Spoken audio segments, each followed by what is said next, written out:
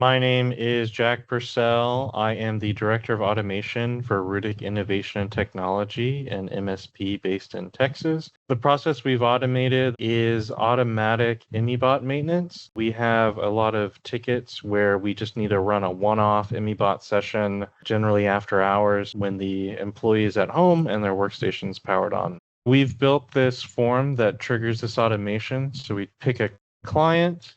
I could pick my own computer, I could schedule the maintenance, and I could go ahead and say, hey, I want to run this at 9 p.m. tonight. I can then pick if we want to reboot the computer in the ImmyBot maintenance. I can then say, hey, do I want to run this if Jack turns it on at 10 p.m. instead of 9? I don't want it to reboot his computer in the morning, so I'll hit skip. And we have a button to email the client about that scheduled maintenance using ImmyBot's built-in email notification feature.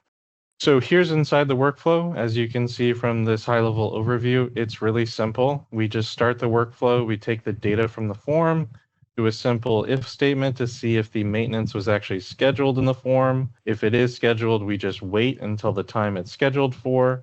And then we actually just trigger ImmyBot maintenance on the device as if you hit the button in the ImmyBot portal, and it passes through those options in the form, whether or not to reboot the computer or wait to run the maintenance if the device is offline at that time. And then that finishes out the workflow.